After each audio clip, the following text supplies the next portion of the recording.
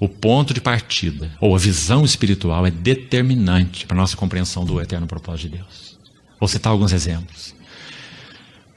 Se o nosso ponto de partida é correto, então a nossa compreensão do eterno propósito de Deus se fará correta.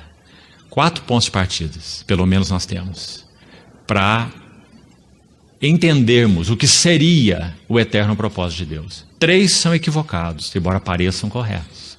E o 4º é correto. O primeiro ponto de partida é equivocado, preste atenção. É nós partimos da queda. Ou partimos do homem no pecado. O homem pecou. E o homem, nós sabemos, de alguma maneira, é aquela criação, obra-prima de Deus. Façamos o homem a nossa imagem, a nossa semelhança, mas o homem pecou. E o homem pecou, a situação é irremediável. Algo tem que ser feito. Então, o homem pecador, ou a queda, se preferirmos, a queda, Gênesis 3, passa a ser nosso ponto de partida.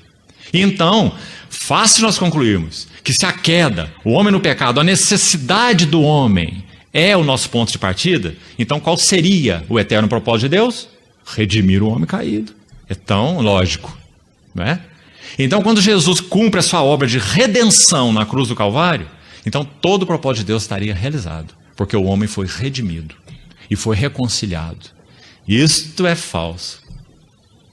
Porque a redenção do homem, sua reconciliação e justificação, não é o eterno propósito de Deus.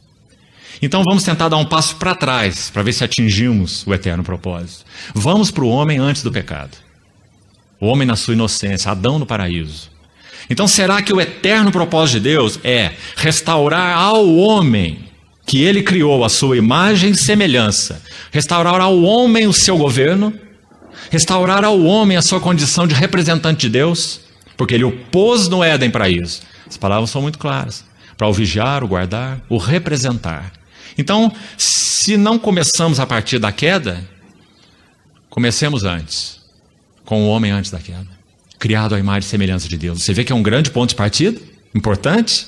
Façamos o homem à nossa imagem. E aí começamos dali. E aí qual seria o eterno propósito? Restaurar ao homem criado à imagem e semelhança de Deus, de maneira única, o reino e o governo. Aí a nossa ênfase passa a ser reino e governo, como se fossem o eterno propósito de Deus. E nós vamos ver que tanto a redenção que citamos primeiro, se começarmos com a queda, quanto o reino e o governo, são facetas desse propósito eterno.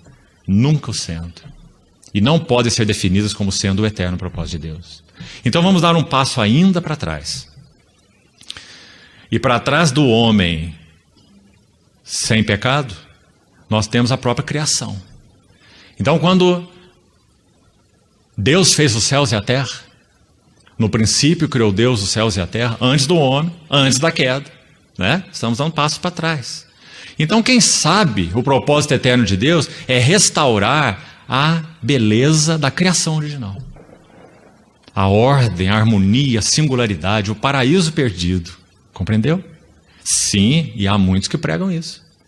Que a intenção de Deus é resgatar aquela condição original do paraíso perdido. E esse é o eterno propósito de Deus. O advento do 7º dia. Restaurar a criação ao seu estado original, sem pecado. E esse não é o eterno propósito de Deus. Então agora, irmãos, para dar um passo para trás da criação, nós só vamos cair em um lugar. Nós vamos cair em Deus mesmo. Porque Ele é aquele que é antes do princípio. O princípio de João é antes do princípio de Gênesis. Não é assim? O livro chama Gênese, porque é o livro da criação. No princípio criou Deus céus e terra. Mas João dá um passo antes de Gênesis. João começa o evangelho dizendo, no princípio, o verbo. Nada, mas o verbo. O verbo estava com Deus e o verbo era Deus. Então o ponto de partida adequado é o Pai. Antes da fundação do mundo. Deus mesmo. E se temos esse ponto de partida, então compreendemos o propósito de Deus, como acabamos de dizer. Ele concebeu no seu coração, tudo que nós já falamos, uma família de filhos, porque Ele é o Pai eterno. Uma família de filhos igual ao seu Filho, porque seu propósito eterno é fazer tudo por meio do Filho e fazer tudo para o Filho.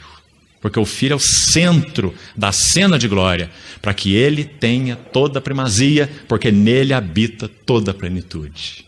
E ele é herdeiro de todas as coisas. E ele é o resplendor da glória. E ele expressa a imagem do seu ser. Aí está o propósito eterno de Deus. Então, como nós fomos chamados para integrar esse propósito eterno maravilhoso, falamos da koinonia do mistério, expressão de Paulo em Efésios 3, não é? Então, agora compreendemos o propósito eterno de Deus. Não começa com o homem na queda, não começa com o homem antes da queda, não começa com criação, começa com Deus mesmo. Para que ele tenha como pai uma família de filhos, para que o filho tenha sua noiva e seu corpo, e para que o Espírito Santo tenha o seu templo espiritual.